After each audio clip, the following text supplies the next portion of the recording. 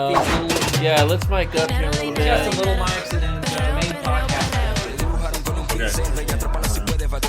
You're in the house. Yeah, just give it.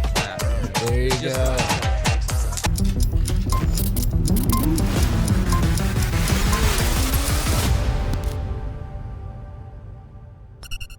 All right.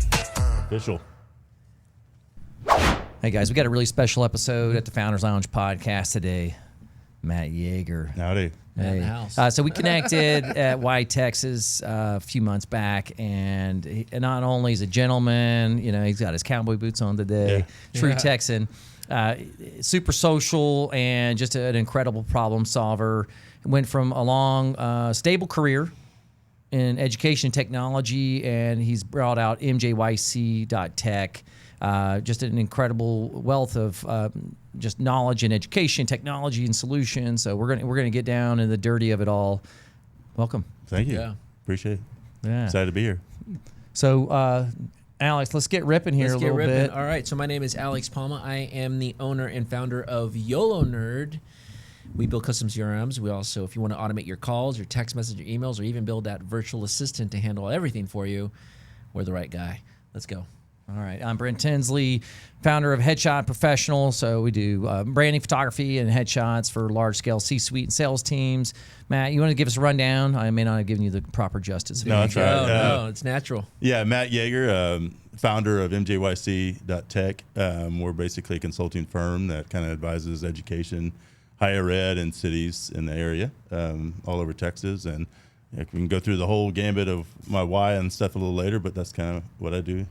Yeah, he's humble, man. Listen, he was appointed by the governor. He's got connections in high up places. So if you guys are wanting to connect in anywhere, if you're a vendor into this, he's someone you should definitely set up a call with, and we'll make sure we tag you on everything. They can get a hold of you. Yeah. Let's get going here. Let's get going. So what problem does MJYC solve for businesses today? Well, I mean, we're a consultancy firm, and so we basically advise and look at K-12 schools, superintendents, cabinet level people, as well as colleges, higher ed, and cities, and we talk about basically the IT industry. And our firm is really high-end executives that have long-term experience within those areas to actually produce and show innovation. And kind of push the gambit a little bit about what can be done. Mm-hmm. And it kind of, that's what my emblems there is expanding the box. And so a lot of people don't like change. And so we come in there and help them understand how change can happen by just expanding their mind a little bit. And so we're not pushing them outside. You know, we're not moving them outside the box, but we're just expanding their knowledge and kind of growing that capacity within their organization. So we're not replacing anyone. We're coming in there and being a support mechanism to find those IT solutions or find any solution they need to solve their problem. That's awesome. So you just make the box a little bit bigger. Just make it bigger. How big you want to go is different than everyone else. So now, so technology is huge right now. AI, you know, everything kind of coming through. What are some of the biggest shifts you've seen? Because you've been inside and outside. You've been on both sides of the coin. What are the biggest shifts you see currently for 2026 in education and technology? Well, obviously, with education, they like to do the things the same way for a long period of time. We're very slow to react in the education world, and there's a lot of processes in place and a lot of red tapes that don't allow it to expand just like any other business would. And so, you know, having AI come out and having all this automation and interoperability and data and stuff is really a fast growth, even faster than when the first Chromebook or something, the first laptop came out in education. It's like, how do we use this? How does this integrate? How are we going to change the game without it just completely tossing it over and doing something totally different? That's not how education works right now. And so the biggest disruptor right now is AI. And they still don't really understand how to solve it right now. And so for MJYC, can you tell me, like, so you go to a district or a school district, just for an example, and all right, I need you guys to come in and do an evaluation. How does your evaluation process look like when you go into a school or a district? How does that look like? Well, I mean, the difference especially in Texas, there's so many variance between a school district of 100,000 in Dallas ISD versus a school district in like very small rural, having maybe 100-something kids total enrollment. Yeah. And so the problem, the big disparity, I call it capacity.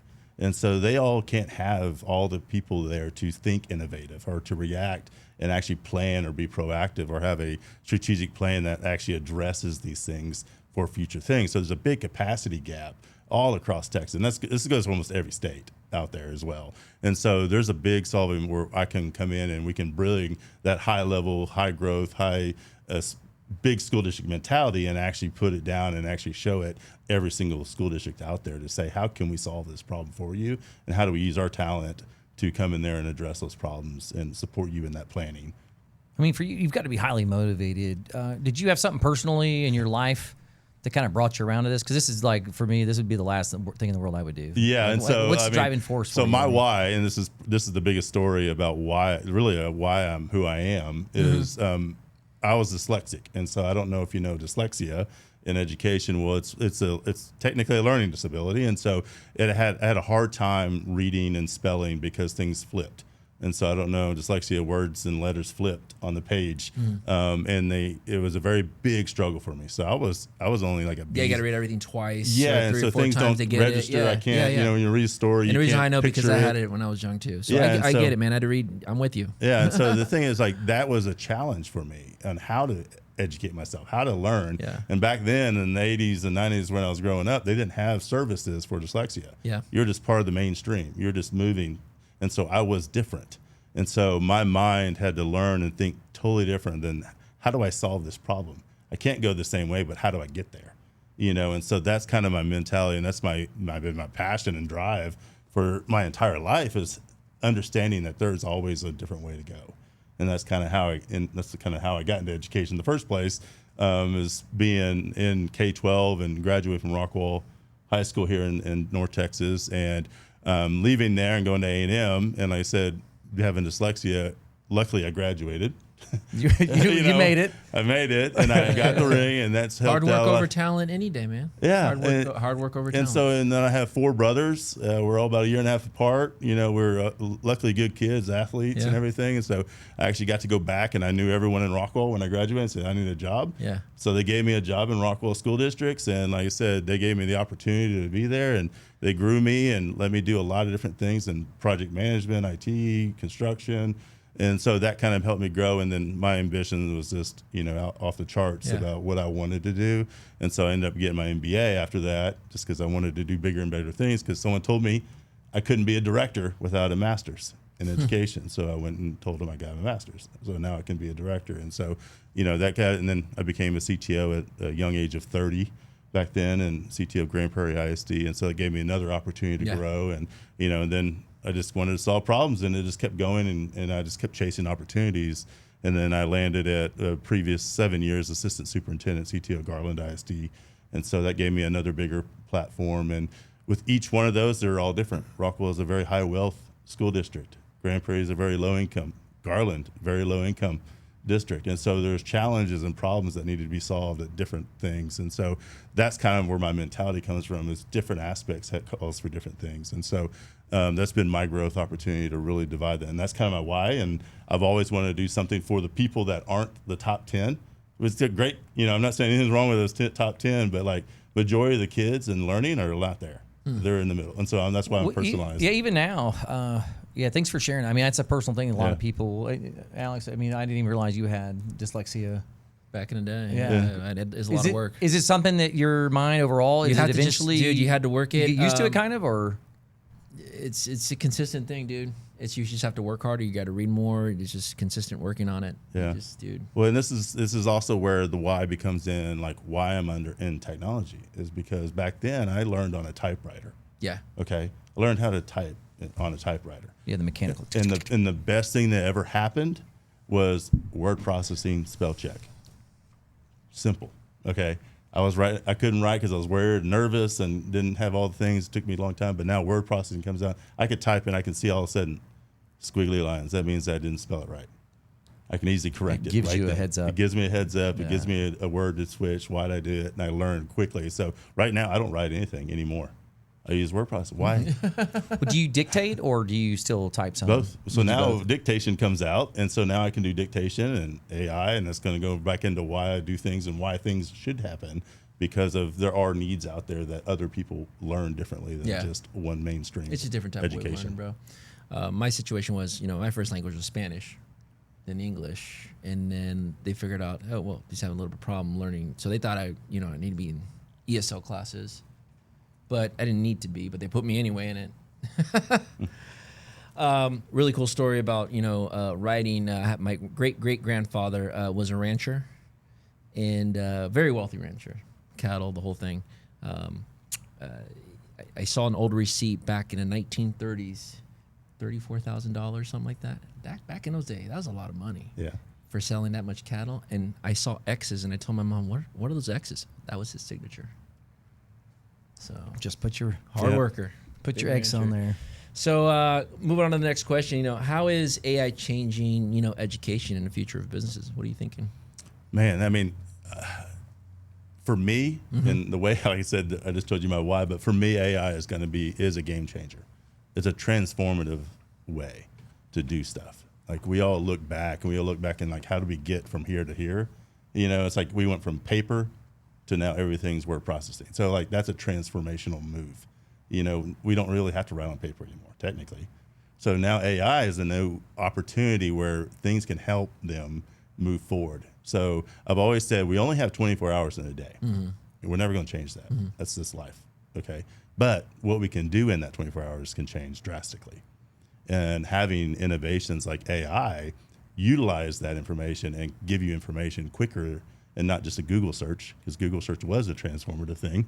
So let me go look up the card catalog in a library. I can now Google search some stuff, and so those are just innovative pathways to shrink the time, to do more and be more efficient in that time frame.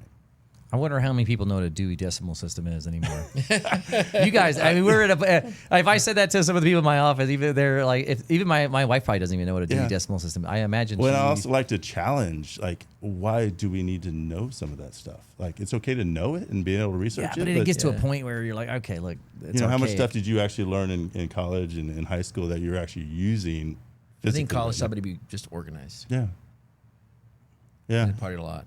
Yeah, and I'm not saying it's wasted a lot of wrong. I'm money just and saying, time. like, Like, you Aggie, you guys party a little bit. we huh? do. We You guys all had some have good- fun. I mean, yeah, I'm you'll a have some good Texan, man. tailgate. And good Yeah. you'll have some good football I'm games. 100% Texan. So we all know how to work. Have fun around here. Yeah. How do businesses stay competitive in the fast-moving tech world? What are you thinking? Well, the goal is to maximize what the problem you're trying to solve. Yeah. Like, do you have a solution that's going to solve a problem, or you're just throwing out a solution just to hope to make money, a quick buck?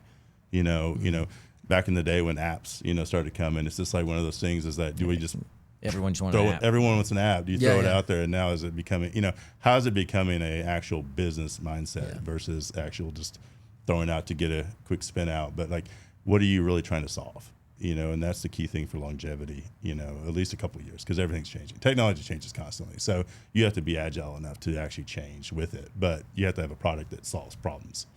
Well, one thing I think special about what you do too, though, is you've been on both sides, so you're able to connect people into the education system from a vendor side or from a actual solution.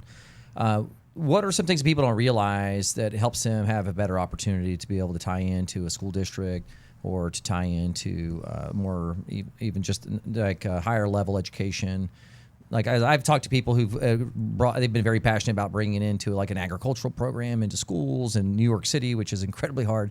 But people are passionate about it. And they want to have an opportunity to kind of bring in something. Like, what are a couple things you could help them other than just talking to you? Like, is there any steps they can go or look at? Or Yeah, I mean, I would say the biggest thing is, depends on the product, obviously, but the goal would be like, you have to say, I want to go sell to Garland ISD. I want to I think I have something for them. It's like, well, you need to really talk to them about what that is, because other than just give me a presentation and you don't know what I need yet, it's more about, you got to figure out what I need as the Garland ISD. If I was sitting in Garland ISD, what do I need first before you sell me something? And don't tell me I need this without me saying I need something. Does that make sense? So it's more of a two-way transaction than just a one-way. I'm just telling you what you should buy. I have a product it will solve your problems, and then I'm going to go, what problem are you trying to solve? If they don't know that, then it is not. Then a you've match. lost it. Yeah. So it's always, you need to approach what's happening inside school districts to understand how to get into school districts. And that's why I do those strategic advisory to startups and other software and other things that want to come into education, so they can be more mindful to understand what to do when they get there, so that they're able to sell a bigger picture and have that actual approach. Correct. Where that's awesome. How important is automation for modern businesses? Well, I mean, the thing is, like, I go back to my little 24 hours in a day thing, is that efficiencies are everything. Yeah. And so we go back and say, okay, why we need to produce more. Like, there's no way we can ever go back. And so we're always producing more. And so you have to have automations in place so that things are working for you while you're only so you can have multiple things working at the exact same time. And so, trying to, like I said, summarize an email, instead of me taking time to review an email and go over things, I can get AI or something, efficiencies to come up and summarize something, so I can just read a quick summary and respond without me taking extra time. So those are those little efficiencies and modernizations that can help on those things, as well as, like I said, bringing and utilizing the data you have without taking time to review it. Well, so what's a big win that you guys have had with MJYC? Well, the biggest win is, like I said, we're creating strategic planning that actually creates. Everyone's in a budget crisis. You hear that around, especially in K-12. Everyone's in a budget crisis. Well, the thing is, you have to then go, okay, if I can't buy everything anymore and I need to reduce what I have, okay, you need to be more efficient. And so to be more efficient, you have to be understanding of, how do I automate things, and how do my current systems work for me? And so it's really changing the way, am I doing what the systems can do, or can they help me help myself without having overhead, without creating more FTEs or full-time equivalencies, employees or stuff to solve those problems. You can create those efficiencies and those automations within the organization already, just they may not have the capacity to do so. And so we help them kind of guide them through that. So we've helped a handful of school districts in my 1 year of being, outside of a school district now and on my own, is we've helped a handful of them to kind of understand that and actually solve some of those budgetary problems that they have. Well, here, I'm going down a different hole for a second, the rabbit hole. With people having children later in life, like here, we're in Grapevine right now. I'm in the HEB, or Hearst Euless Bedford district. Even around here, you have schools that are closing. For that, is a lot of it, it's kind of hard to tell from just from someone who lives in the community. Is it a lack of younger people just having kids, like we have less young people, or I think it's a mix of things, because you have the pricing houses have gone up so much in Texas. Now you don't have communities that have younger families, so it's mostly people that can afford that don't have kids anymore. They're older, or I don't know. It's a mixed bag. You have higher property taxes, you have more revenue, sort of, but. Well, yeah, a lot of it goes into the economic development. I know it's kind of another switch off to kind of. It's a little different route, but I think people are curious. I'm curious about that. It's overall. I call it community impact. So on my website, I would look at community impact. Like, how do you solve the community impact? Because it's not education's it's rooted into your community. That's why you probably moved there. You have a school, you have a city, you have a university. That's what grows, and you have work. And so that's called a community impact zone, and so a lot of that goes into, like, obviously affordability is a big one, because, like I said, they're staying still because they can't afford something else, and so they're actually just locked in, and so their students are aging out of education, and so they're already gone and going somewhere else, and so there's no rotation of families coming through, and or with virtual learning and remote work, they can be anywhere now. I wouldn't have thought of that. So you can't rotate new families into these communities, so kids are aging out, leaving it, so now your schools are closing. Wow.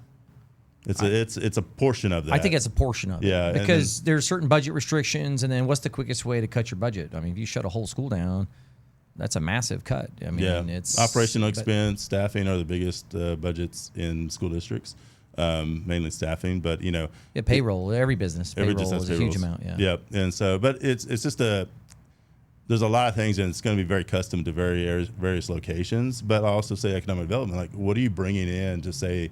And this is kind of why I'm doing the Why Texas. Like, what businesses are coming here and why? And what are we producing for them? Because that's also that workforce development. That's what I'm helping Dallas College with, is helping with the workforce development going on, just to have a pipeline of talent to come out of high schools and come out of colleges, so that industries here, startups, all these things that want to be here in North Texas, they have the people, the talent pipeline to support that, because they'll need employees, they'll need staff. Oh, they're going to need a lot. Yeah, and we need a lot of labor. And that's why there's an ecosystem that we work with to build that whole thing, so that they have that pipeline, and that also then bring businesses so they can actually build and revitalize, Grapevine, or revitalize, places that go, I'm going to be here because that's a great place to be a family, those kind of things. So there's a lot of caveats to it. But So how do you identify, real business problems worth solving with technology? Well, I mean, I'm going to be very biased when I say this, but I think technology is the massive game changer. Yeah. Because it's hard to get one employee that can be just amazing, and so you have to usually get a whole bunch of them to really have innovative thought, and so, but that just keeps your payroll high, and not everyone can support that. So like AI, like I can do, and like I said, I'm a founder, and so most of the stuff I've done has been utilizing AI and technology. Yeah.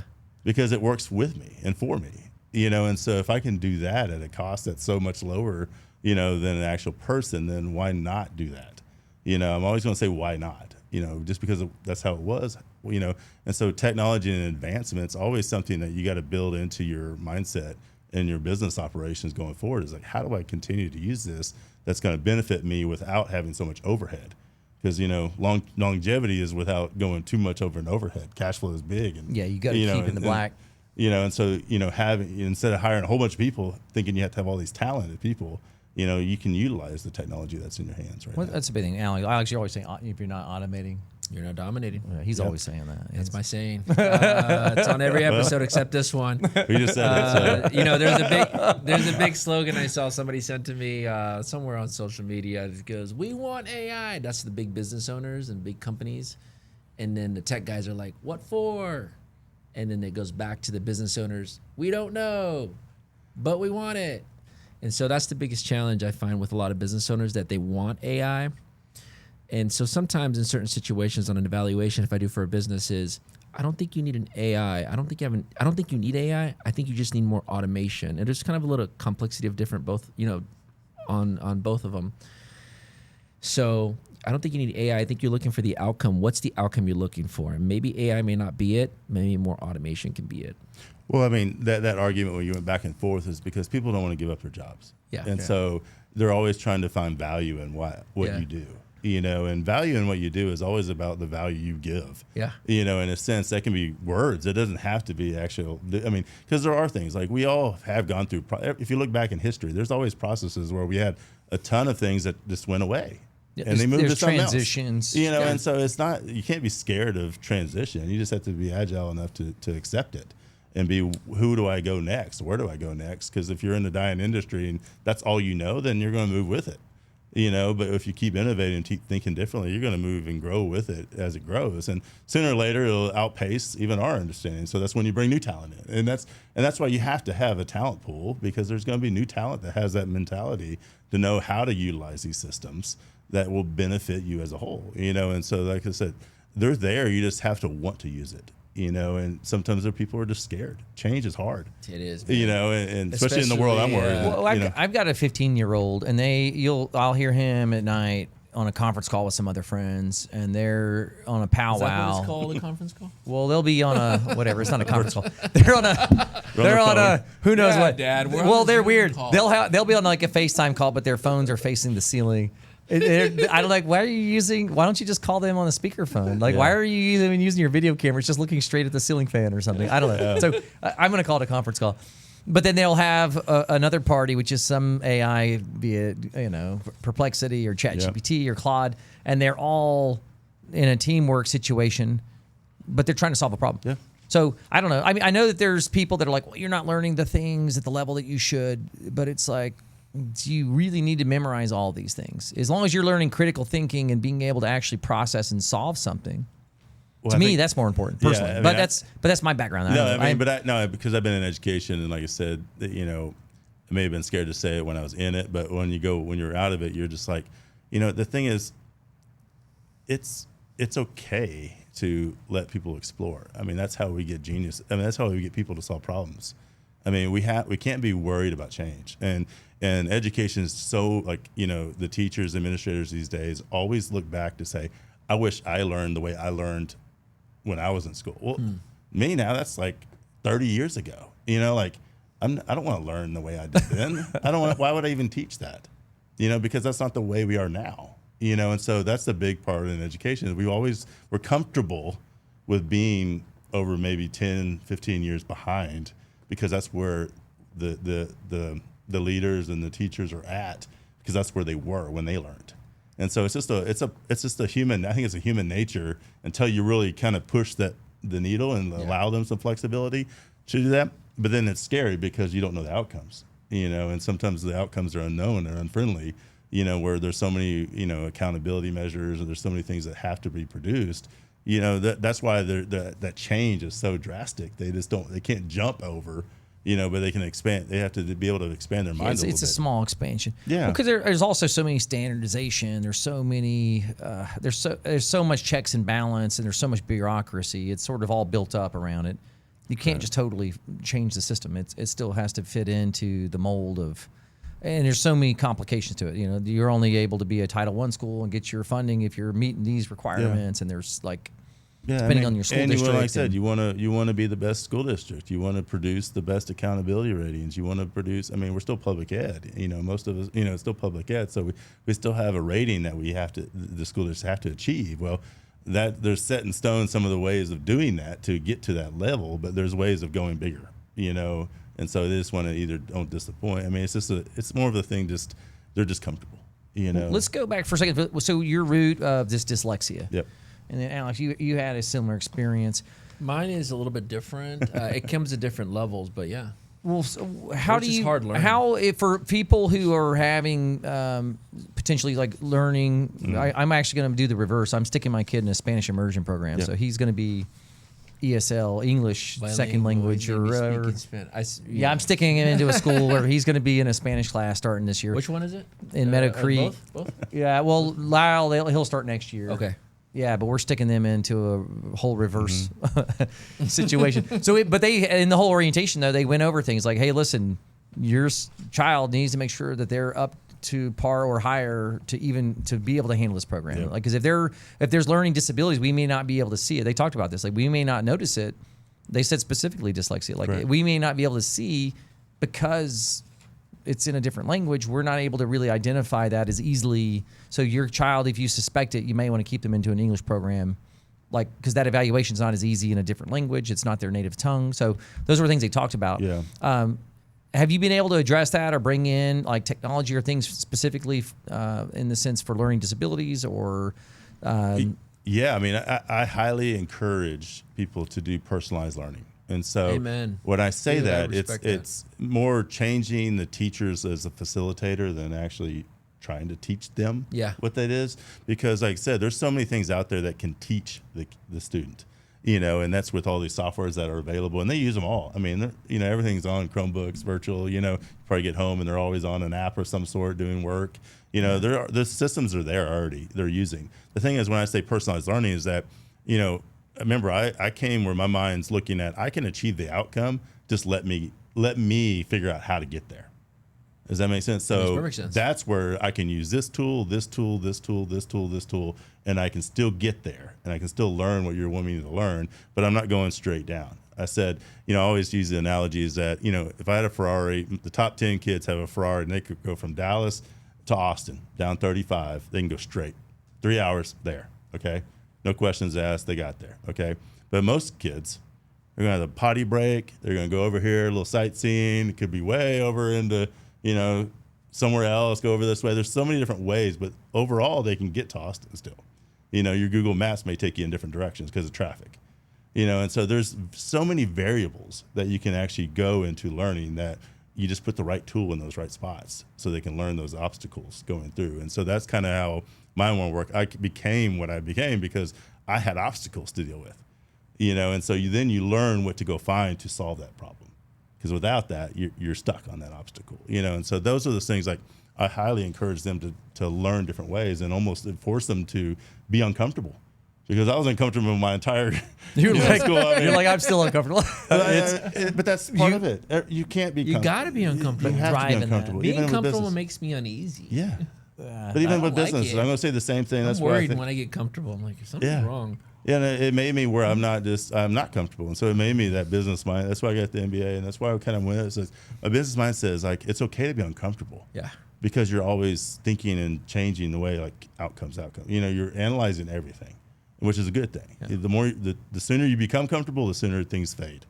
You know, and that's what I want to avoid, and what's want to make sure everyone's moving forward with. And so that's kind of the reason why I made my impact on my business. So, What would you say is your biggest breakthrough for MJYC? well, my biggest breakthrough is I guess my mindset was there's so many people that have needs, and there's so many people that need it. And so as soon as I announced, and luckily I have built my network and used my 20 years of experience, and you got to build it. You got to get there to jump to do that. This isn't coming straight out of This isn't just coming high school. You can't start something like this. Correct. This This is coming straight out of high school. You don't know what you don't know yet. And so that's why experience does matter. And so you have to test yourself. You have to understand the industries you work for. You have to understand what's the main purpose of education or higher ed and the process of that before you can actually change it and make the real impact on it. And that's what I try to advise on a lot of people is like you may not be able to hire the experts into it, but you can bring in us to help that process go in because they're lacking that. And so it just takes time. And and the biggest wins, like I said, as soon as I left, there was people that like let's go. And so for 1 year in, it's been very, very successful. And I've achieved more than I thought I was going to achieve, in my 1 year, and it's been very, and everyone is just keep moving. Now more people want to join me, and so now I'm building more and more partners and building more and more connections to actually solve all those problems and bring the right people in and right companies to solve those problems that they have. So That's awesome. What's the hardest lesson you learned so far when growing this business? well, there's things I like to do. I got and a there's couple things- lessons I got to learn, and there's a couple of things I still got to change. Well, I mean, with any business, like you said, when you jump and you go and you do all that stuff, like there's things you learn over the past year. I've learned that I like to do, and there's things I learned I don't like to do. But that's when you bring the right people in to do the things you don't like to do. Yeah. Because then they'll do it well. And that's the key thing is understanding what you're good at and what you're not good at. Yeah. And that's critical for anything is that you have to surround yourself with the right people anyways to solve those. As a founder or entrepreneur, you end up wearing so many different hats. Yeah. And I think that's one thing is not trying to be the best at all of those. Yeah. Being able to delegate, understand where your strengths are and delegate the things that aren't. Yeah, and that kind of gave me from when I was in bigger districts in Garland and stuff. I had multiple different departments that reported to me, and I relied on each one of those directors to be experts in that group.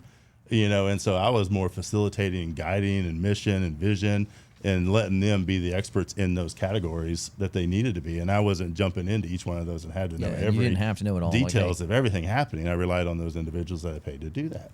And so, but you have to have a team. Like you can't be a one-man show. It's going to be very impossible. But you have to have the right people, and getting the right people to do the right things for you will expand your growth extremely fast because you're now everyone's doing what they should be doing, and it makes a big difference. So here, one thing. So a lot of people want to start a business. They have an idea, and you had a career over 20 years, very successful. To make that leap of faith to jump in, you're in a pretty secure position. You're a higher level roles and things. To take that leap, what made the difference for you to be able to pull the trigger and make that happen? Because you were sitting pretty. Come on. I imagine you have pretty good. Another 5-10 years, I could have retired and be fine. Yeah, that's a big jump. There's a bigger reason why for you. But what do you feel like? For you or anyone that would want to make that decision, like when do they know it's time? Like I just can't do this anymore. I have to go do my own thing, or I have to go and try. Or I would say if you're in an industry right now, if you're in one spot, it depends on do you have an itch? Do you have a passion that's bigger than that spot? Like you have to have something. Like my passion was bigger than just one school district. And so I knew that sooner or later I had to make that shift, because then I would be consumed and stuck into one. And this, my own drive and mentality is who I am, is like, I could have done it easily and just walked away and got, made a decent amount of money, very secure and everything, got a good, I still have the retirement stuff, but, my own passion was like, I want to do something bigger. I want to make a bigger impact. So my word's impact. Like, I want to make a bigger impact. So I had to move out so that I could make that, do that, because if you kind of outgrew your role. I outgrew my role. Okay. I grew where I was, and and you just have to make that determination is, do I have the passion to keep it going? I mean, because it's going to be a 5-10 year growth scale that I have to also have a passion for as well, but those are the things you just have to make that. When's that dividing line hit? When do you hit that? And some people don't jump when they need to, and then they wait, and they're just kind of in that mode. And then they just never do it. And they look back and go, oh, I wish I would have done this. Well, sooner or later, you have to make that push and change. Like I said, you have to be uncomfortable. It's a fine line. I think some people are born, like I'm one of those people, I'm born to be uncomfortable. Yeah. Like for me, My whole life's I will been take the uncomfortable, path so, least resistant. I get uncomfortable when I'm comfortable. Well, yeah, but like, I don't know. I think we're all a little different, Like I don't know. I was that guy back when we were tribal people. I would be the one like, here, I'll go out into the unknown. I don't know. That's just how I've been my whole life. Well, as you know, I mean, we met at a White Texas event. And it's just more of like, we just kind of ran into it. It's just like one of those things. You have to be in an environment that you may be uncomfortable in, but yeah, you have the opportunity to meet so many cool people. And so I like doing that, because like I said, you never know when our cross paths, like I said, we got reunited in this, and now we're talking, and then all the other people that you've also interviewed and talked about and everything are also my friends. And so we've kind of all been in the same realm, but just being able to get out there, so being uncomfortable is the best thing to be if you want to grow. To grow. Growth is that edge of. Correct. Yeah, you want to push it, not too far, but and just Correct. It's like a muscle. You and I'm train still young it, enough that I can do that without it being a burden, health risk, whatever you want to call it. You still have the energy. Yeah, you got to know when it's just one of those things. There's that cliff. You're going to jump or not jump, because if not, you're just going to stay consistent for the rest of your life. Yeah, another 10 years, you're like, that'd be too late. Correct. Or even another year or two. So what do most businesses waste money on when it comes to technology? I'm going to help you with this one too. Yeah, I mean, I'll tell you what I ran into. Yeah, I mean, wasting money, I would say, they're just buying for the sake of buying, and I'm not going to throw, Apple. I do like Apple a lot, but like, especially in education purposes, it's like, the cost versus return is not there. So you're buying a nice MacBook Pro, but does education really need a Pro?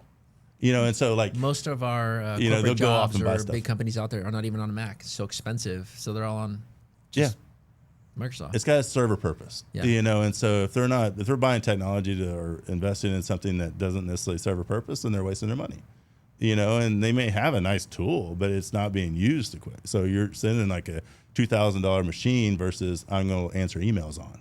Yeah. And so does that serve the purpose? Even mine, I got an M4 Pro maxed out RAM, and it still can barely keep up with some of the stuff I do. But I need you that do processing. That's part of your job. I mean, you're doing bigger video editing. If I was just doing photography. emails and this, even my wife's like, oh, I need a computer. I was like, you don't need a computer. Like, what are you talking about? You're already having a phone. No, she's a flight attendant. Like, you can't do it. She's like, well, I can't do it on my phone for whatever reason. I'm like, well, here. So I got her just a very basic Microsoft Surface thing, or I don't know what I got her something. I'm like, here's a computer. Yeah.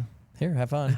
Like, you don't need a $2,000 computer, honey. Yeah. Like, you don't do anything on the computer. She wants it because it's an Apple. No, I was like, here's you. I got something like super basic that got it done. And I'm like, here, use this. I'm fine. Like I said, I'm not bash on Apple. No, I think all the different tools and chips. I just say, these days, I try to build those efficiencies to say, what are you trying to solve? Versus what are you trying to produce versus what you need? Because like I said, for a video editor, photography editor, all that stuff, you need a more powerful system to do that. Then it makes sense to have a device that has that kind of capabilities.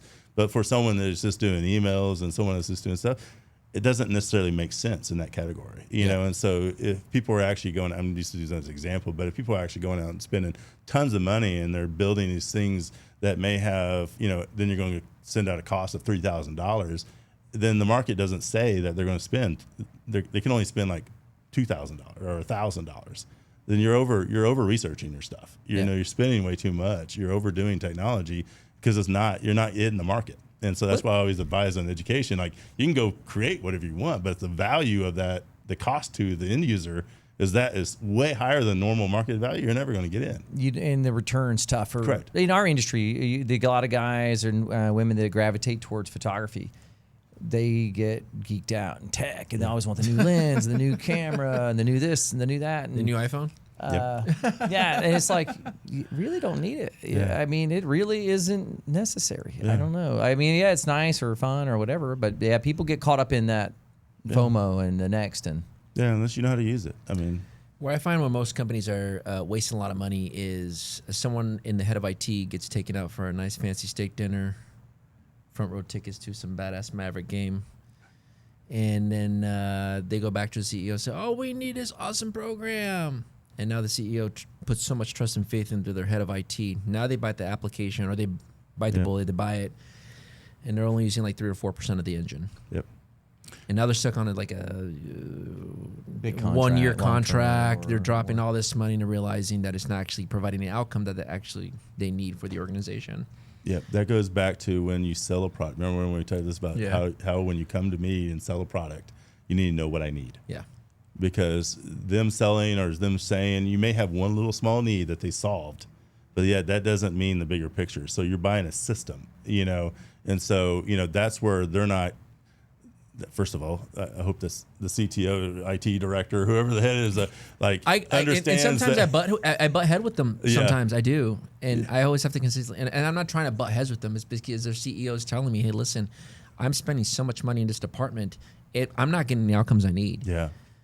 Yeah, I mean, is this truly what's in our vision, and does this meet our entire vision? And are we utilizing a system? I always say at least 75% of the time within a 70% scope. And so there's metrics that you can actually use to actually talk about, like, is this going to be part of our system? Because return is well, it's hard on it's some hard of these to things. number. There's no real number on Well, in ROI. educate, you don't have really like a profit. It's Correct. not. You want outcomes of I testing. call it or return on things, or instruction. So it's still ROI, but it's still a return on instruction. Like, how does this benefit learning, in a whole? But like I said, you don't want to buy it and then have it on a shelf. You want them to use it. Yeah. And, that's how many times are they using it and why are they using it? It's more the return versus a true profit change, because there's no profit. It's all money in, money out in the education world. And so it's just, how do you use that, and is it mindful of the taxpayer money that you're using to buy that equipment, and and it's not just sitting dusted, as a a drink paperweight, coaster, you're getting used. different things like that. So it's just more about, hopefully, I would never bring that to No, my no, superintendent and say I would buy something because it doesn't make a difference. Like, because there are ways of lower level people getting fancied, and say, oh, this shiny new thing, this shiny thing, shiny, but they forget why they need it and what's it supposed to be for. And so, hopefully they don't have the budget to just go spend stuff. But anyways, I want to get this up for a second. So we just went through a major thing a few years ago where everything kind of got shut down. Yep. We went to remote learning. Was there any anecdotal stories you can kind of talk about from your experience with that? Is there? I mean, you're kind of high level tech guy. So Yeah. Did you invest in Zoom? no, I wish. Yeah. what and then what's an anecdotal story from you personally that came from that, and what's something that we can share moving forward? Well, actually, that's what got me noticed by the governor, COVID, and so. Oh, really? Yeah. So I was assistant superintendent at Garland ISD at that time, maybe 2 or 3 years into being there, and so Garland ISD has roughly 55,000 students, bigger district, 72 So it's schools. big, yeah. It's big. It's a big one. It's one of the bigger cities in the DFW it's second to metroplex. Dallas Yeah. ISD in Dallas County. But the thing is, it's actually very low income poverty. So about 80% is low income, 70 to 80%, which is huge. So Yeah, that's 40-some thousand kids had low income. Do you get a lot of like refugee families Yeah, as well? it's just Okay. inner city Dallas. It's just. It hasn't developed. Everyone moves out, to Yeah, that Rockwall, to area Plano, it moved the north outskirts. to other areas. It didn't move in that. That Correct. area hasn't had So that growth. Garland itself was very impoverished and poor, and so when I got there was a huge need, because we, as a district, we wanted to be more innovative, and of course I was there, so I was pushing the innovative key to say we're going 1-to-1 devices, and we're already doing online instruction, we're already doing that stuff, and then COVID hits. So you already had the curve. I was already moving. You were already pushing that way. I was already pushing that way. You knew COVID was coming. Just kidding. I did not, because if I did, there'd be other things that could I have had happened. a conspiracy friend who said COVID was coming, and I didn't believe him, and it came. But I'm going to say, here's my thing: is everyone may hate it because they have really had a bad traumatic time with COVID, but COVID was probably the biggest answer to tech world that was out there, because what it did is it brought technology to the top. So most in education, technology is not, academics is at the top. Yeah, but it pushed the system. It pushed the requirements to say, I need 24/7 connectivity. I need virtual learning. I need online, everything online. Before that, everything was localized on local servers, local down. Everything had to be controlled. We weren't one-to-one. We weren't thinking virtual learning. We weren't thinking online applications, online systems. And so now COVID hit, and it's like, boom, within literally 5 days, I can count them. 5 days, we switched fully from on-site to online. Lucky it happened right on spring break, so we had a little bit of time, but we had to roll out, about 25,000 Chromebooks to kids while we're in mask. So we deployed 25,000 Chromebooks within 4 days. Wow. But then also because we had so low But you income. also have low income. They may not even have internet. That's the key. So Yeah. that's so where I you're had having solved. issues with internet. Yeah. So we noticed too before that. I actually did a poll. I polled every single family of the whole district. And How did you do all your classes? Was just Zoom? Did you guys through just Zoom and Google Meets and things Meet. like that. Yeah, a lot of combination of things when we did it. But so when I did, I found out we had about 15,000 families that did not have internet at home. That's a huge percentage out of Oh, 55,000. I mean, huge, that's a huge. huge percentage. And so most people Did you say couldn't solve 15 it. or 55? 15. Okay. One I was like, five So it's thousand. almost a quarter. I mean, you had 20% of your. They did not have internet. That told me Gosh. they didn't have internet. So there's other ones that But had they had it. cell phones. Well, but that's not the best Yeah, means. but you're of, not able to even Yeah, I hotspot get it, in yeah. and do you've done Zoom and stuff to do a live class or things. Yeah, You and need- most people, they could afford a certain thing. So affordability and access is a different question on that stuff. So And so what was a bottleneck for those families that couldn't afford internet or couldn't have affordability. And so, hotspot with unlimited data back in the day was What's like expensive? $75 a month. Well, if you're low income, you're not going to spend that, or a parent had a phone. That was all they had. The whole family had a phone. So there's variables that had it, but they decided not to forego internet at home, which was like $50 a month, if that, or more, for high speed internet. I'm not talking about basic stuff. And so we AOL, actually, dialing the in. board, I went to the board of Garland. I said, we need to do something. So we actually bought 15,000 hotspots for Wow. those kids, spent Wow. millions of dollars. and you were just able like to that, distribute distribute all those. but keep Wow. them on. And then the biggest thing is I actually put up, we also, is a very Are you innovative new able to technology. share what service provider? Yeah, it's through T-Mobile. And Was and- T-Mobile able to be friendly Yeah. in terms of pricing? Yeah, it was with the Verizon district? back then. Really? So it was Verizon before T-Mobile bought, Wow. Verizon. But but then we, because I saw a longer need, we actually there's a new technology called CBRS, which is a free cellular service. So I created my own district cellular service. What? Yeah, using 2 towers. So I built 2 towers up at schools, cost about $1 million a piece to do so. Got the board approval, got money to do so, and then that's what got me because I was one of the only ones in the state of Texas So or you were way anywhere to ahead. do that. You're like, well, look, if this problem Yeah, comes up because again, it we have our actually own. Because he broadcasted- was thinking You way could ahead. have your own broadcast. It broadcasting our own cellular service to homes in about a mile radius of that tower. So if they're in your area, So at we're the in that school, area. So yeah. I actually polled using my data, Yeah. the most dense location where our most low income kids were at, so that I had the most bang for the buck. Why I spent and put towers there, because it would solve could justify more and it, more and then- kids in that one location No than excuses. putting Wow. various spots that had kids just randomly outplaced in. So we put hotspots out to those kids and actually did the tower within that hotspot of radius there, and it supported it. I mean, it's new technology, so it wasn't great at some points, but but then I saw that, and so I was actually the lead technical advisor for the governor's Operation Connectivity, which was the response of the state to support COVID when COVID happened for all the districts. So I actually helped negotiate giving half off Chromebooks and half off hotspots, cellular hotspots, with T-Mobile's, AT&T, Dell's, Lenovo's, all that. Wow. And then after that, because I did all that after COVID kind of settled in, he appointed me to his Governor Abbott appointed me as the only educator to his Broadband Development Council. So I was able to counsel with other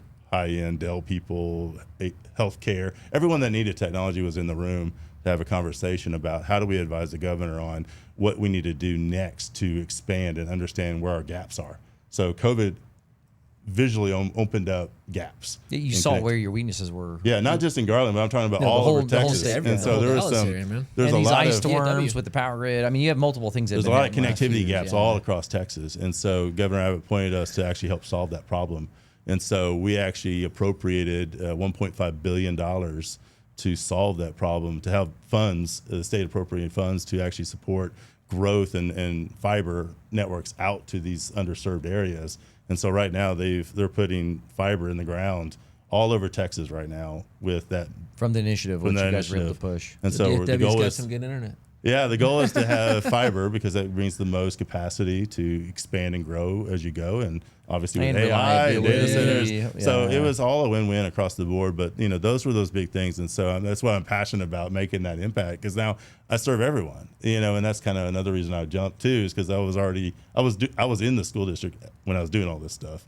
And so it just gave me the opportunity to be in legislative mindset, understanding the politics of things as well as getting connected with a lot of people that can do a lot of things, and I always like to be the one in the room to be there to help solve some of those problems. And so that's kind of gave me that progression to do bigger and better things That's that awesome. I wanted to do. I mean, you don't think about all the logistics that go into putting this all together, especially around COVID, but there's somebody behind the scene and you're one of them. Correct. That's incredible. Yeah, That's and that's quite why impressive. the goal is to always just be there. I always say I'd rather be in the room than not in the room. Yeah. And so that's why I'd rather talk to someone than not talk to someone because you never know. You never know. You never know when they're going to need something or support something. I can help you there, or I can be there, I can do that, or give you the advice to do so. So kind of in my mentality. Hey, we need more people like that. Yeah. We need if everybody was that simple, So I grew up in Alabama. Yeah. I didn't grow up in Texas, but I grew up on a dirt road. So you wave at your neighbors, you talk to each other. Like these are values I'm instilling in my children, and I think my kids kind of look at me weird sometimes. Like, why do I need to talk to this person? Like, you just make eye contact. You do it. Yeah. I can't hear you. Like I used to work in submarines in the military. Like just make eye contact. Be loud enough where we can hear you. Yeah. Not in a weird, rude way. But we need that. I think these values and these things, even through technology and education, everything, we need to be able to continue these values forward. Yeah. To be here and serve. I think that's a big part of our purpose. Well, I guess my ultimate impact when I die someday would be, I really want every kid to have power, connectivity, and technology in their hands. If they have all three of those, there's opportunities galore. If they want it, If they want it, they can go get for it. it. They can get it. If they have those three things in their hands, they have those opportunities that can be like, so no matter what poverty level, what learning level you're at, you can work you your way can up. you can have any opportunity. And then that goes with your family. You can do remote. I mean, there's so many, if you have those three things, it's kind of funny. We all take power for granted now because we have it, but wait till you go out camping and you can't start a fire and everyone's like, I can't see anything. I'm gonna sit right here. How do I start a fire? Oh, my phone service. I don't have somewhere. Hold on. AI. How do I ChatGPT? How do I start But think a about fire? it. All the new industries coming out and the new AI ways, the trend. I mean, you have to have that. You have to have that stuff in your hand. I mean, technology is this. I mean, or like my laptop. I mean, Yeah, you don't you have to get have a your laptop. You can have a phone now, Yeah. and you can have all this stuff that you just have to be connected. Yeah. And that's the key thing is like you have so many opportunities if you just have that. If you But have people access, that don't yeah. is you're like, man, they're way behind. They just don't know. Like my grandfather, an old rancher, who still Yeah. has a flip phone. Well, he Missing may be out. comfortable with it. And so I just want to say, I tell people I don't tell them what to do. I just give them the opportunity to do But he it. has Netflix, Yeah. watching his telenovelas. What opportunities are entrepreneurs missing right now in the tech world? What do you think? Man,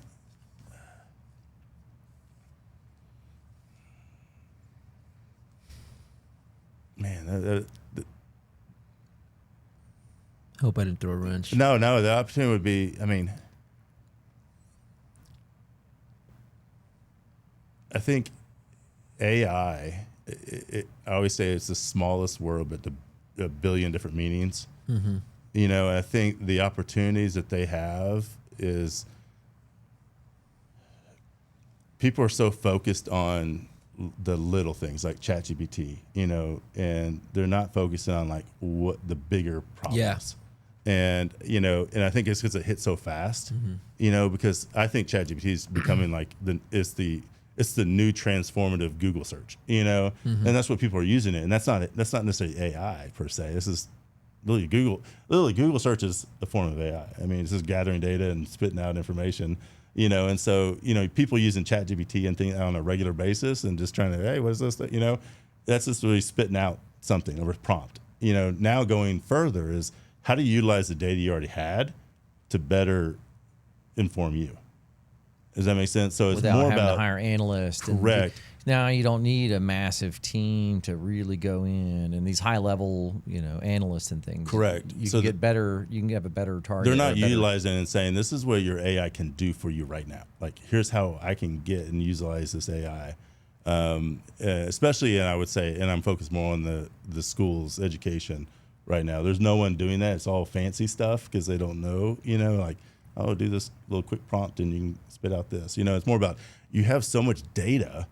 How are we using that to solve our problems? I feel like there's two different type of people using AI, right? You have your consumer, Yeah. and then you have your innovators and developers using AI to structure or build something and even sell it on the market versus other consumers just talking to it because they're lonely and scared. Yeah. And a lot of people are creating things that are just, piggybacked off of just the ChatGPT Yeah. consumer version of itself. Yeah. But I say that's wasting more time. I mean, I think that's not doing anything spectacular. That's just kind of, like I said, advanced Google search, But no, utilizing like crazy data that you have and just, it's almost like thinking for you without it actually, because like you said, in education, there's so many data points on a student that literally you can just have AI at it and spit out that personalized learning point like that. Do you? I know you're not like guiding curriculum, but do you feel like personalized education, maybe not through the formal systems, but on people's own, is going to be revolutionized by this for the people who want to take advantage of it? Oh yeah. I mean, that's why education right now is having a hard time, and especially a lot of difficulties. Kids are going to private schools, or kids going to other schools, other opportunities, because sometimes they're just bored. They're not challenged in a sense, and so or allowing them to explore enough to go do those things. And so I think outside learning environments, outside opportunities that help them learn that way are going to be beneficial. So in the education world, a product has that ability to do that. It would be a game changer for a lot of people, because you're going to get a lot of kids that, probably 50% of the kids in those rooms, that's where I'm going, because I feel involved, I feel creative, I feel, because why you do the things you do is because you feel you have a passion to what you're doing, and you're challenged, but you're knowing that I can get there, and that's what I want to do. And so, if they're bored, they're not going to be engaged at all. And so old ways of doing it is boredom, nowadays, like, literally, ChatGPT is boredom to them, I mean, it is. I hate to say it, but that's what it is. And so that's why people are taking away their phones and stuff, because they're bored. Yeah. That's the kids are going to do stuff that aren't productive because they're bored.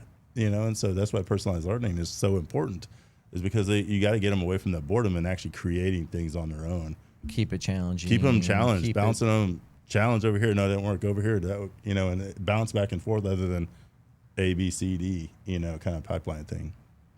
What does the future of AI and automation and software look like in the next 5 years? Or what do you think it's going to look like in the next 5 years?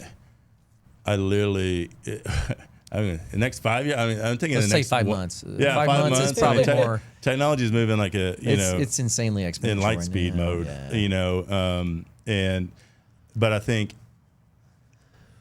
outside of the education world, I think corporations can be so efficient if they just know how to utilize their information and how to find it, how to quantify it where it actually means something. Because like I said, that's the only thing wrong with AI. It doesn't have feelings. It doesn't have, so if whatever prompt you put in, it's going to spit out.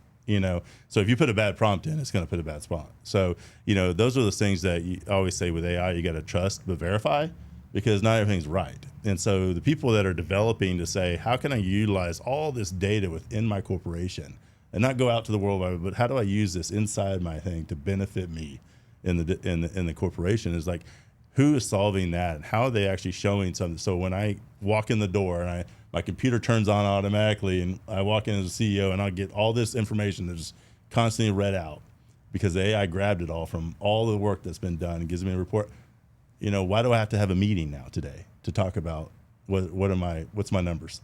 It's all there. You know, and so it's more of that proactive response, utilizing your data and how to use it and get the right information out. So you don't have to have a long-term meeting of just going over numbers. It can all be produced for you. Keep it nimble, keep it quick. Yeah, and then you just keep going on. You can make forward, decisions, and so things can be done. You know, more information you have, decision you can make. And so for MJYC, any big future project in the horizon? Any big goals? Oh, there's always amazing goals. Okay. But What's the next big top goal you'd like to see? well, so in the next 5 years, my goal is to revolutionize the way kids are learning. Amen.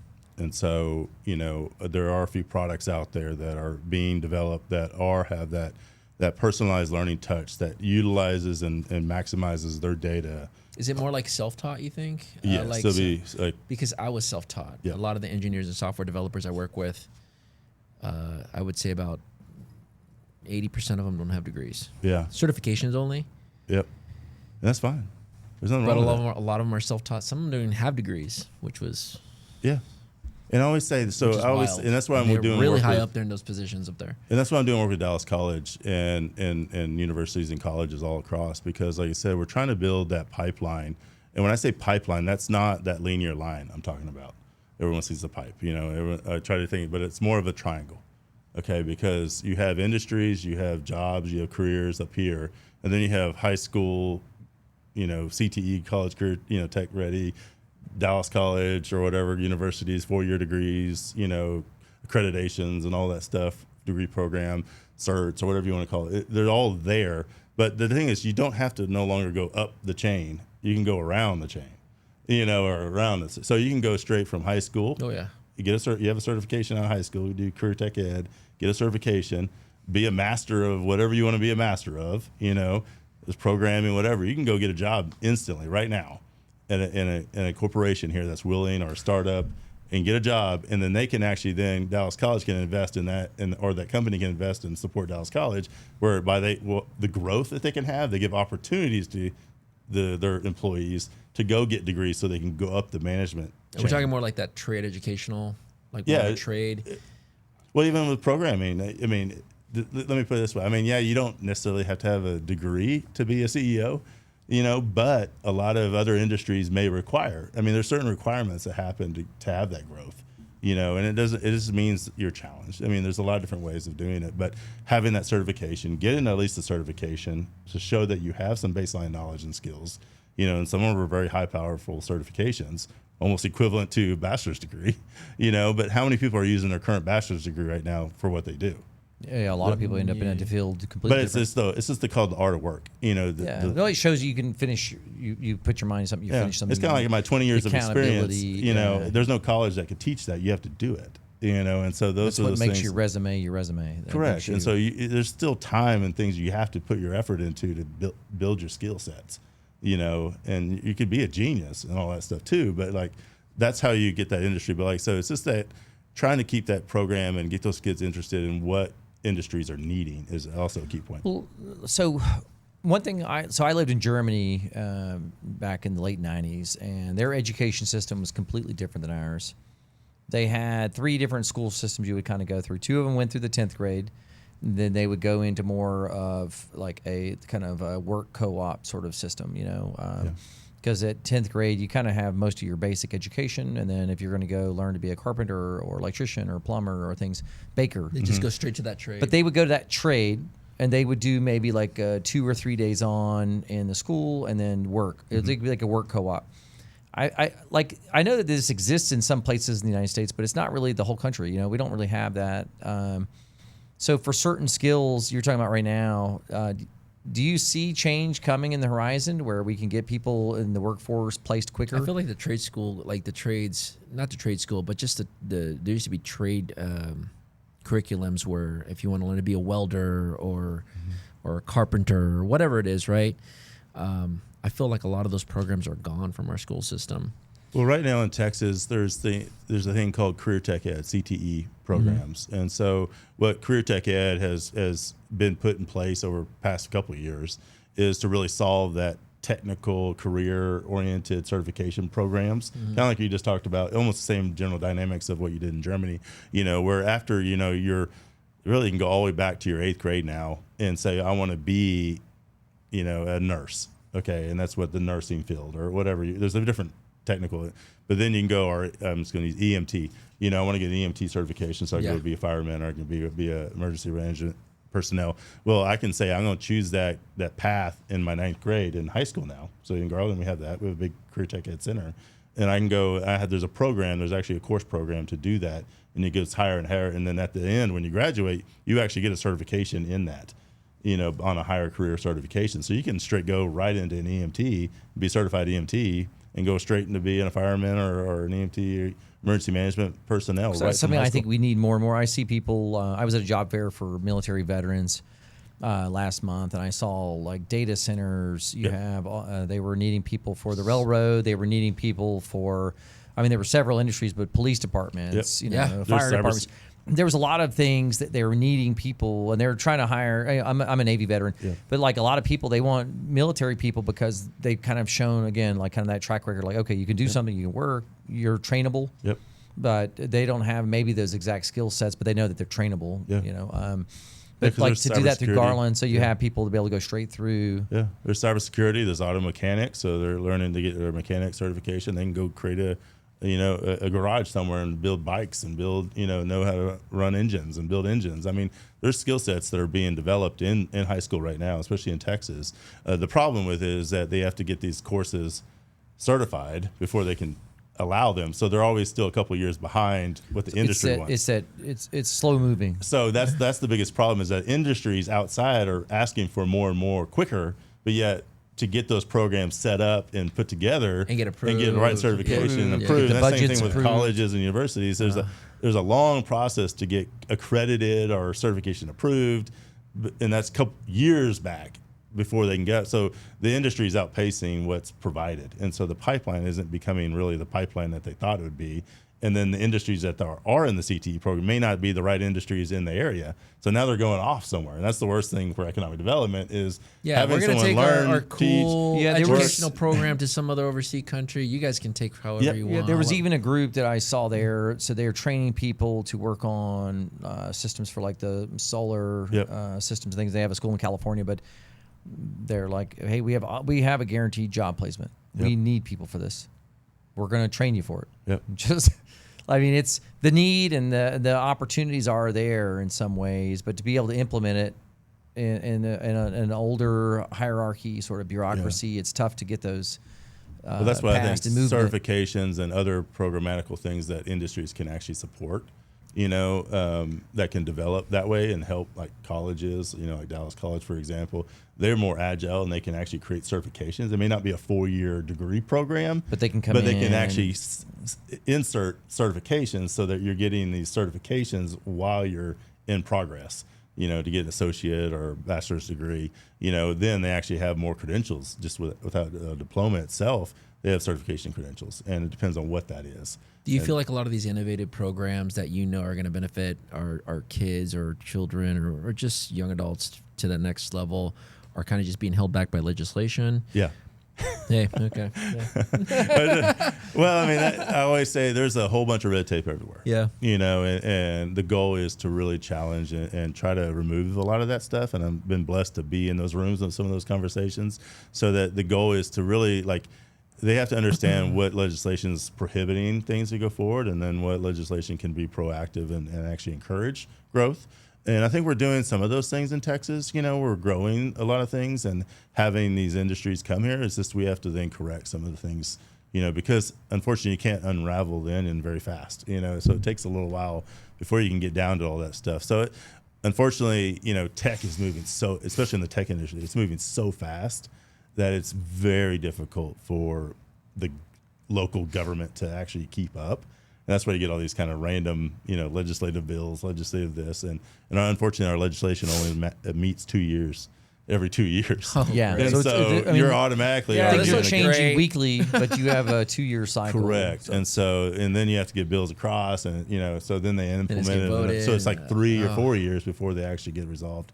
And so it's a process that, I think it's always going to be out there. It has to always be out there. It's just, those are the things when you get the right people in the right rooms to figure out what is coming to promote the next level, promote innovation. That's what I'm hoping to do. And with some of my influences to do some of that stuff so that we can create some of these opportunities, like I said, for kids. So if you're going to have to run for office someday, where do you feel like your best fit's Yeah, going to be? yeah. Yeah, And, well, I don't well, know. at I this see point, this the next 5 years or something. No, the goal is, I always say, the goal is not, I don't want to run for office because I think it can do a lot more outside without it, because, like I said, I don't want to serve one group. I want to serve all groups. Yeah. So I really mean all for all. I don't really care where where you come agnostic, from. I don't care. Everybody needs opportunity. That's not my ultimate goal. Like I said, I will die happy when every kid has power, connectivity, and technology in their hands. And how to get there, that's a work in progress. But like that's literally the passion I have, because being on one side or the other, I mean, you get into the random stuff. It's just like sometimes I'm like, just clear the table. It's just remap. At the end of the day, we all need this next generation to be able to rise up. Yeah.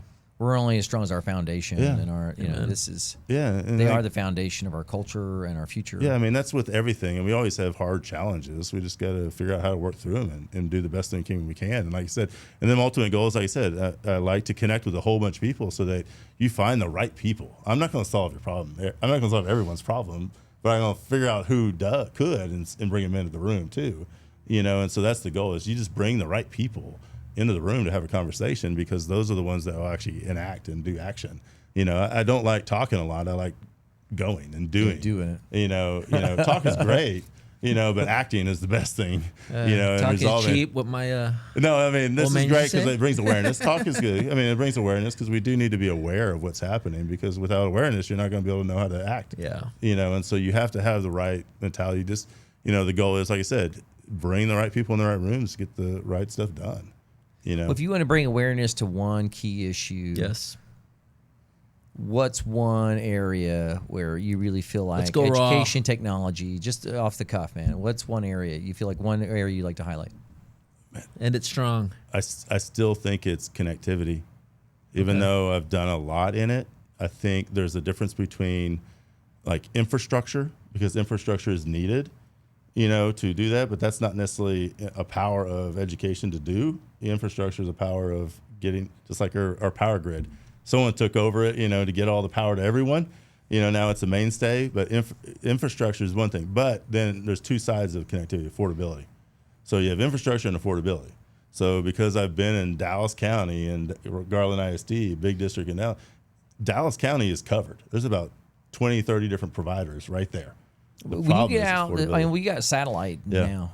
You have things where the Starlink and things like that. Yeah. I've been at buddies of mine house. They live in the middle of nowhere, Yeah. and they have their Starlink set up. They're still getting service. Do you feel like satellite is that area where we might be able to have that connectivity? Yeah, I mean, just like right now, we have you drive with SiriusXM, you drive with GPS everywhere you go, right? I mean, you don't usually lose connectivity when you have those. I don't know if anyone, has driven into no man's land and not getting it. So we have so many satellites. I mean, technology's out there, and so the biggest thing is, like I said, we have there's right technology. It's just the need. It's almost like the power grid. I always bring it back to something that's well known, is that we have the infrastructure and power grid, but sometimes it crashes because there's too much need and demand for it. Does that make sense? So it's that kind of pace. So you got to build and solve the need at the same time, and it grows almost exponentially the same distance, and so you got to keep adding connectivity, because now Zoom, all these virtual things require more and more bandwidth, and so you just can't have a basic old T1 dial-up line anymore. It's not even sufficient for normal stuff.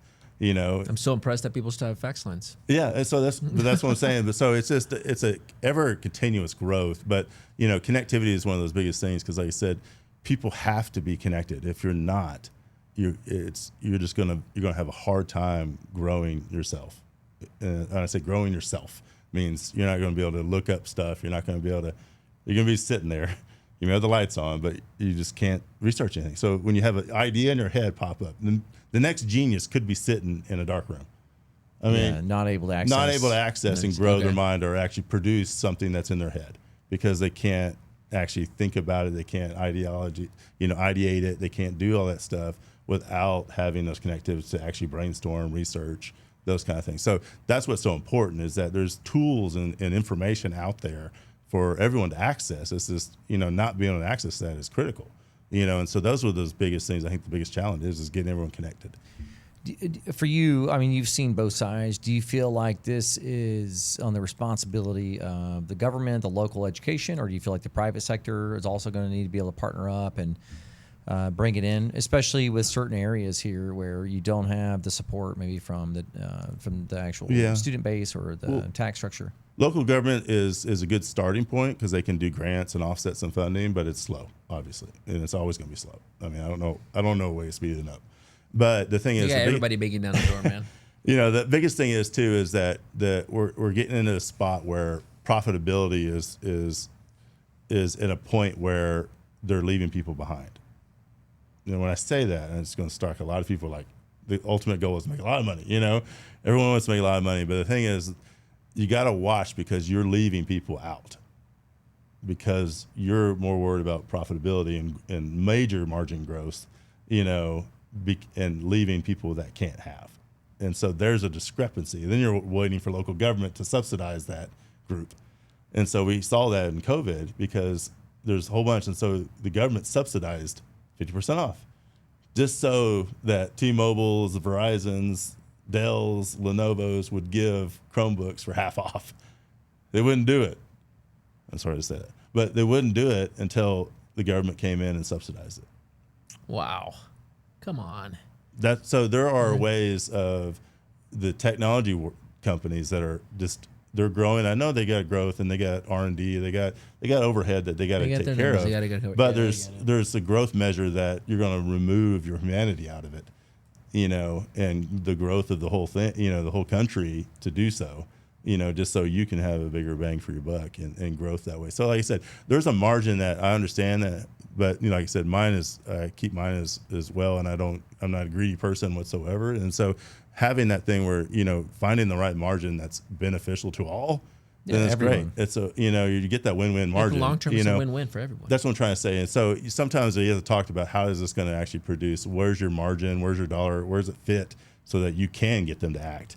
Because like I said, if you can drop internet down to less than $25 a month, then you're going to get a lot more people on it. So and a lot of people $50 a month, $25, and the retention is going to be high. They're going to stay on there forever. So there's a level that or you're just like you're going to charge $100 and that's all they get. Yeah. And not worry about it. Because you can charge $100. And just because it's the only thing on the street you can do it. And so those are those games that we just have to watch because you will leave. I mean that's unless the government steps in, which like I said, that's only on very crisis emergency situations that they do that. You're going to leave a lot of people behind, and that's where there's a poverty line. That's where the food is. There's a whole bunch of different variations that's happening, not just in tech world, but technology is growing so fast, and everyone needs growth and margin. I understand that everyone's got to make money, and go. But like I said, just be understanding of the affordability crisis that can be there.